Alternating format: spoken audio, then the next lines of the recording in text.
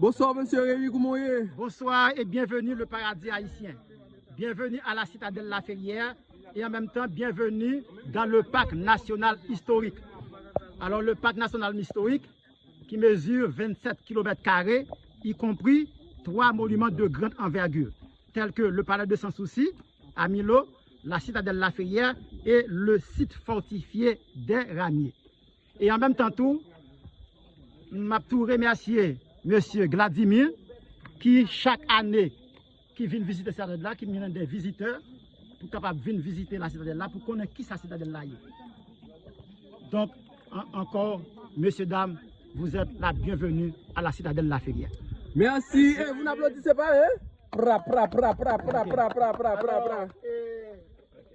Tout d'abord, il y a une citadelle La Ferrière parce que La Ferrière c'est le pic, l'endroit où est construite la citadelle, qui s'appelle le pic La Ferrière. Mais la citadelle a été inaugurée en 1813 sur le nom de citadelle Henri, parce que le roi s'appelait Henri Christophe. Donc, en parlant de Henri, l'MT, si mon tap étudié dans l'histoire d'Haïti, par contre, si toujours mettez ça toujours, je te parlais de citadelle de 3 Henri. Je parlais de Henri Beck ou bien Henri Bess, je parlais de Henri La Ferrière, et puis je parlais de Henri Barré. Alors, Henri La Ferrière, c'est Henri Christophe même, le roi bâtisseur, Henri Christophe. Henri Bess ou bien Henri Beck, c'est l'ingénieur. Et Henri Barré, c'est Jean-Étienne Barré, l'architecte. Alors, Jean-Étienne Barré, c'était un officier du génie militaire qui avait reçu des formations en France. Donc, d'après ça, il dit depuis à l'époque, depuis surtout cette ouverture, il a envoyé des jeunes à la formation en France, les retourner dans le pays, le pays a été divisé en deux.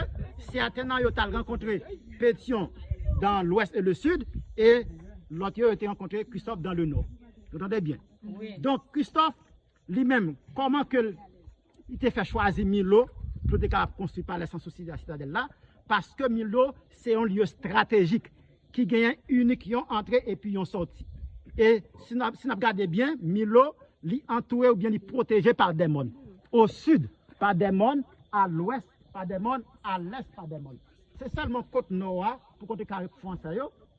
Et parce qu'à l'époque, il n'y a pas de voie aérienne, c'était une voie maritime, c'est pas la mer que tu as vu. Et depuis, on parle Sans Souci, ou capable de boire la mer. Donc, Christophe lui-même a choisi Milo comme lieu de stratégie pour être capable de construire le palais Sans Souci avec citadelle. Alors, le palais de Sans Souci, c'était la résidence préférée du roi Christophe. C'est là qu'il avait vécu avec sa famille royale de 1811 à 1820. Donc, citadelle là, c'est une forteresse. C'était la dernière refuge en cas d'invasion massive d'Haïti. C'était le dernier recours. Vous entendez bien?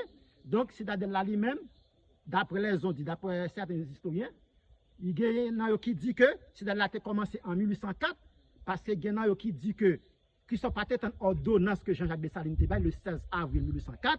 Il dit tout de suite, après la proclamation de l'indépendance en janvier 1804, que Christophe a commencé la construction citadelle là. Mais pour certains d'autres, il dit c'est en 1805. Mais pour parler de Sans Souci, il a commencé en 1806. Mais en total, Christophe a pris 14 années pour être capable de construire les deux palais Sans Souci avec citadelle là. En 1813, palais Sans Souci était bel et bien fini. Il était complètement achevé. Fini normalement, malgré que palais Sans Souci était 7 fois plus grand que citadelle là. Parce que palais Sans Souci conçu sur 8 hectares de terre, tandis que citadelle là conçu sur 1 hectare de terre. On est début? Bien. Donc, on y a là, on quitte palais Sans Souci, on parle de citadelle là. Alors, t'as des citadelles là tout, là nous regardons nos monde qui va derrière, nous voyons le petit fort. Faut s'arrêter le site fortifié des Ramiers.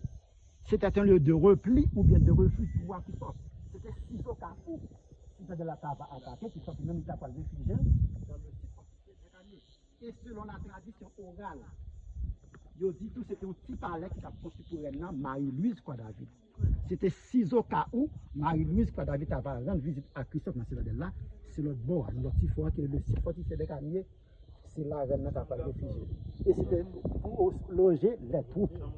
Vous entendez bien? Donc, pour les gens qui t'a parlé de petites maisons, ça nous est là, ce n'est pas tes d'autres, c'est pas tes maisons pour les dormir. Qui s'altérait auparavant, c'était la poudrière extérieure, dépôt de poudre. C'était saltéé auparavant. Mais après, ça a été servi comme l'hôpital. Mais ce n'est pas l'hôpital pour le grand public, c'était l'hôpital pour les militaires. Parce que Citadelle-là, c'est un ouvrage militaire que nous avons. Donc, Citadelle-là même, c'est un fort conçu à 3000 pieds au-dessus du niveau de la mer. Donc, non, bon, même dans ingénieur espagnol qui écrit livre, bon, il y en a qui mettait 900 mètres, il y en a qui mettait 960 mètres, il y en a qui mettait 970 mètres d'altitude. On est bien? Ok, mais Citadelle-là lui-même, il n'est pas construit sur fondation. Il n'est pas construit sur fondation, il est construit sur un monde, sur un pic, le pic La Ferrière. Ce côté que tu as une mine roche, un pic ionique commencé à construire sur. Donc, Citadelle-là lui-même, en tant que Noirs, en tant qu'Haïtiens, qui ça Citadelle-là représenté pour nous? Citadelle-là représenté victoire, il représentait pour nous liberté, il représentait pour nous l'orgueil. Et Citadelle-là, il représentait pour nous liberté, l'orgueil et victoire. Et bon, il gagne l'autre baguette toujours. Donc, en parlant de orgueil, Christophe lui-même, il était le peuple, il était la population orgueil. Orgueil dans le sens constructif, dans le sens positif. C'est la raison pour laquelle le premier blanc qui a visité Christophe lors de la construction du palais de Sans-Souci et la citadelle, c'était un certain Rompo Palma. Rompo Palma, c'était un dignitaire anglais, mais basé à la Jamaïque. Alors, Rompo Palma, lui-même, il était en train de parler d'un palais que nous-mêmes, les Noirs, nous avons construit. Il était voulu voir palais ça avec des Nawali, avec des Granges, il était voulu visiter palais ça. Mais Rompo Palma, puisque le pays a été divisé en deux parties, et Pétiontan dans l'ouest et le sud, qui sont dans le nord. Donc, Rompo Palma est allé à Port-au-Prince d'abord à visiter Pétion. Arrivé à Port-au-Prince, il n'a vu rien de sérieux à Port-au-Prince. C'était les Ségrenins, les hommes mangeaient, buvaient, dansaient, ils ne faisaient rien absolument. Et nous connaissons tout les Pétion, le pape à bon cœur. Donc, Rompo Palma quitté Port-au-Prince, il est entré dans l'eau. Pendant faire ça, il n'était pas Milo, il a vu le Milo que il en danse. Cela veut dire qu'il était en pile mouvement. Palais Sans-Souci a construit, Citadelle a construit. Alors, l'autre monde dans la population qui travaille dans la construction, il n'est pas oisif. Parce que qui sont pas veulent pas reçu dans l'Amlia. Donc, l'autre monde, il a travaillé dans plein yo, dans le monde, il a planté café, cacao, des arbres de tout fruit. Et puis, il ne peut pas les présenter devant Christophe. Il dit, mais Christophe, nous sommes Port-au-Prince. Nous n'avons rien qu'à faire Port-au-Prince. Pour qui soit fait peuple là passer nature comme ça? Pourquoi vous brisez les au travail? Christophe lui pontifiamment. Vous ne comprenez pas, monsieur, que ma race est aussi ancienne que la vôtre. Nulle part sur le globe, les nègres n'ont pas su vous résister. Pourquoi? Parce que nous n'avons pas d'orgueil. Nous n'avons pas d'orgueil parce que tout simplement, nous n'avons pas de souvenirs. Si nous avions quelque chose construite par nous-mêmes, nègres, vous blancs, vous nous respecteriez. Si nous avions quelque chose à toucher de nos mains, chose construite par nous-mêmes, nègres, nous nous respecterions. Et puis, nous connaissons longtemps, nous comptons de parler de les combites, les mounions ont planté, ils ont saclé, puis ils ont prendre et puis ils ont chanté. Et puis Christophe dit, écoutez messieurs, écoutez quelque part, mon peuple est en train de danser, mon peuple est en train de chanter, mon peuple est en train de sourire. Le sourire, la danse, c'est tout ce que nous avons. Nous n'avons rien de ce que l'homme blanc est capable d'apprécier. Ma vie durant, je travaillerai pour bâtir cet orgueil que nous avons tant besoin. Je le bâtirai de telle manière qu'il sera compréhensible aux Noirs et aux Blancs. J'apprends de l'orgueil à mon peuple, dussé-je pour cela lui briser les reins au travail. Donc, Christophe te dit, même si vous écrasez les reins, briser les reins dans le travail. Dussé-je, c'est le verbe devoir. Dussé-je pour cela lui briser les reins au travail. Ça, c'est l'idéal christophien. OK? Donc, on y a là, on garde des fenêtres, mais dans l'art de fortification, on ne dit pas fenêtre, on ne dit pas porte, on dit plutôt embrasure. Une embrasure, c'est l'ouverture d'une porte, d'une fenêtre dans une fortification. Donc, on a tombé dans le canon pour me retourner dans l'embrasure encore. Canon, ça, on est là. Christophe, là, Christophe est mort, il fallait placer tout le canon dans la position pour établir. Mais il avait placé certains canons dans les embrasures pour détruire la citadelle même, si c'est nécessaire. Parce que le mot de la commentaire, c'était 6 au cas où Français va prendre en d'assaut, une emergency, c'est plutôt que nous détruisons la citadelle là, nous refait encore tant que nous te quitté blanc ou pas. Vous entendez bien? Donc, on parlait de nous, de embrasure. Christophe Patek étant placé tout canon yo dans position côté yo tableau. Vous entendez bien? Donc, il dit que la citadelle occupe une superficie de 10 000 m² et possède 8 batteries d'artillerie indépendantes. Alors, pourtant, de parler d'artillerie, vous connaissez déposam, côté gagne zam. Donc, il parlait de citadelle qui gagne 19 compartiments là-dedans, mais qui est divisé en 8 batteries.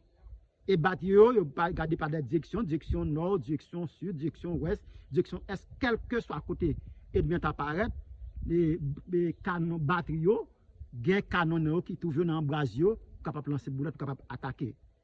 Vous entendez bien? Donc, citadelle là, me dit encore, c'était dernier recours en cas d'invasion massive d'Haïti. Donc, en parlant de boule et canon, ça on a pour là, même là, les canons, mais vraiment, c'est mortier. Type de canon, ça, il est mortier. Il est capable de tirer à 3 km de tir ou bien 3000 mètres. Et puis, il a tiré comment tirer, il bascule en arrière comme ça. Et puis, dans ces boulettes là, c'est comme en 2007. Vous voyez bien? Donc, genre de boulettes ça, vous voyez là, boulettes de bouche à feu, c'est eux qui ont été utilisés dans le canon ça. En dedans, ils ont une sorte de poudre ou bien plomb. Par contre, ça qui est en dedans, ça qui est en dedans, il tire, c'est lui qui allait. Mais ça, il a toujours été. Donc, ça, c'est une leçon? Oui. Ça veut dire ça qui est en dedans, boulette là, c'est lui qui allait. Son mortier, il met ce caille là, ça, je avec là, c'est levé, il prend à la veille. Mais ça, lui-même, il était, mais ça qui est en dedans, c'est lui qui allait. Lui qui allait, ok. Vous comprenez? Oh, donc, c'est pas boule là qui allait? Non, ça fait ça ça qui est en dedans là. C'est un coup ça, il pas même méchant. Ça, il y allait net. Mais ça, il pas même méchant. Vous comprenez? Ok. Mais quand on sait qui côté. Mais pas de tout ça encore? Non, non. Qui côté on t'a trouvé, comment quand on s'est fait arriver dans la citadelle là, vous connaissez après dernière bataille là, le 18 novembre 1803, Français ont abandonné canon. Et l'armée indigène a été récupérée et les canons ont été captés dans le bateau de Napoléon Bonaparte, dans la baie du Cap Haïtien. Et là, nous-mêmes, Haïtiens, nous venons commencer à construire fort, qu'on a venu distribuer à travers tout fort dans le pays. Mais plus que cela, là, c'était ces plus grandes forteresses et puis ces dernières refuges en cas d'invasion massive d'Haïti. Dans cette citadelle-là, en total, nous contrôlons 375 canons. Non? Mais, d'après sa histoire dit, Qui ça qui canon pour nous? et, Ça eux? ou canon, l'autre Canon, ça, l'autre bord. canon, ça c'est boulette. Ça c'est boulette, l'autre Ça, c'est boulette. canon. Canon. On a le fond de garder canon. Les canons, non? Oui, c'est boulette, c'est poussé. Oui. Mhm. Et pas canon, c'est pousson, c'est boulette. Ya, on continue. On a continué. Donc, dans cette citadelle-là, il y a ça qui est les batteries. Alors, chaque batterie est portée au nom d'un grand dignitaire. Il y a une batterie quoi David, parce que Rennes, c'est les Marie-Louise quoi David. Il y a une batterie quoi David, il y a une batterie de la reine, il y a une batterie Marie-Louise, il y a une batterie du prince royal, il y a une batterie des princesses, il y a une batterie du grand boucan. Par exemple, partie ça côté nous, il y a les batteries des ramiers. Alors, qui origine ramier, qui côté non ça sorti? Alors, zone ça, c'était une zone qui était très reboisée à l'époque, Christophe, mais qui était un pile pieds orange là. Nous connaissons dans le langage qu'il y a des oiseaux qui sont les ramiers. Il y a un pile ramier dans la zone ça. Ça fait Christophe va partir ça pour non batterie des ramiers. Donc, il ne faut pas confondre batterie des ramiers et puis l'autre fois qui te fait le bas, qui est le site fortifié des ramiers. Vous entendez bien? Batterie des ramiers. Batterie des ramiers. Ça c'est parti ça. Tout bloc ça, c'est batterie des ramiers. Batterie des ramiers. Les batteries des ramiers. Alors l'autre fois, il